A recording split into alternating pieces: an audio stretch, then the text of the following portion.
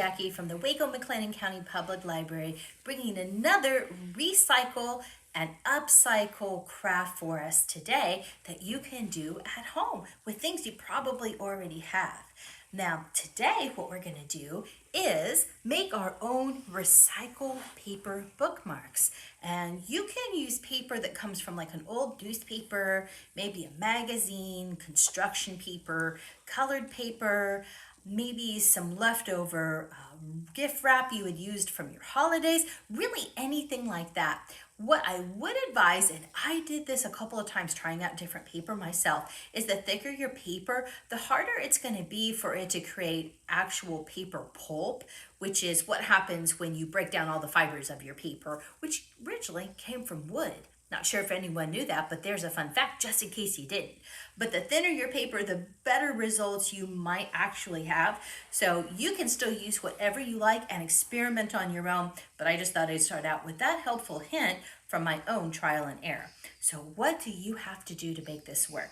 Well, we're just going to pick out some paper. We're going to have some cloth that will help in the drying process, bowls that we can fill up with water, and that's basically all you really need. Now, to get started, what you want to do is take your paper and you can just tear it in strips like this.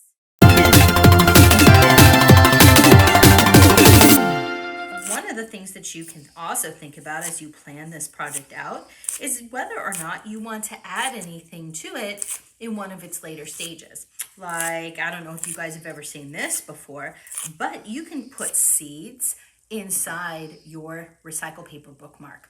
And when you're done using it as a bookmark, you could then plant your bookmark and see what happens when those seeds sprout in the ground or in a planter that you may have at home. And we're going to make a planter next, guys. So that's just a hint for next week. So we'll see what we can do here. But basically, you'll just get all your pieces, put them in your bowl.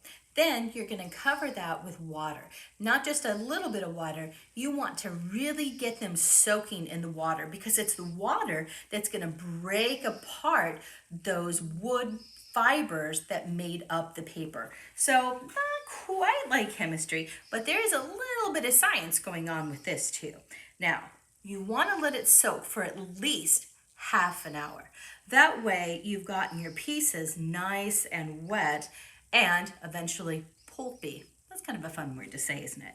So what we're going to do here is we're going to get some paper towels out just like this, and we're going to take those shreds of paper that have been soaking for at least 30 minutes, and we're going to rip them apart as we put them on our paper towel to dry. So we're going to squeeze all this water out and really just rip these apart.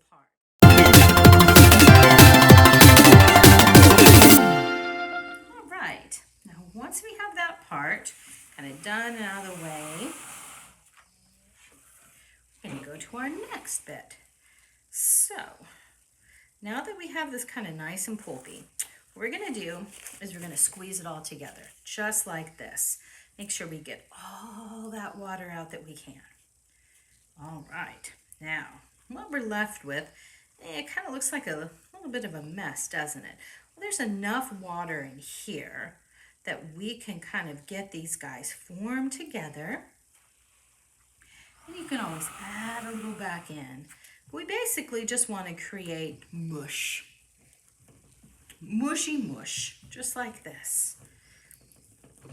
And once we have our little mushy mush created, kind of show you what we're doing here, just like that. What we're going to do is help it to dry. Now, what I did with mine is I just folded the cloth up and over this, kind of pressed down, and then let it sit. Now, after a day, I checked it, and it was still a little damp. So what I did was uncovered it, but kept it on my fabric so it would continue drying out. Now, once it completely dries out, usually after about 2 days, so this is where our patience comes into play, but good things come to those who wait. The paper kind of looked like this. You can kind of see exactly what that looks like. See how our pulp kind of reformed back into paper, It's a little rough, but that's what we want it to look like. Now, before it dries completely, remember how I said you could add seeds in here or anything else that you want? When it's still kind of wet, like this little guy right here, you can take your seeds, you can kind of press them inside.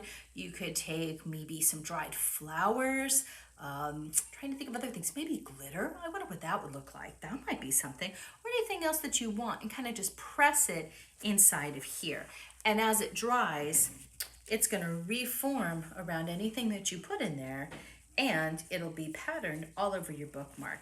So what I ended up doing is I cut mine just like this, poked a hole in the top, added some yarn just like this. So now I have my own bookmark. Now, it would be fun if you made something like this for somebody and at the end wrote a little message on another sheet of paper and took a glue stick and glued that on there. Wouldn't that be nice? Maybe if you have a family member or a friend that you'd like to leave a special message to, you can make a personal bookmark and give this away as a gift. So you can use it for yourself, or you can share what you make with others. So either way, there's no wrong way to use your bookmark. And this could also be your official bookmark for any of the books that you check out from the Waco Library. What a great idea. I don't know how I couldn't have thought of that sooner. But I hope you enjoyed making your own bookmark today. So if you do make it and you want to share what you've done, please do that with us. We'd love to see what you're doing out there. So goodbye, friends, and it was great to spend this time with you today as we made something brand new.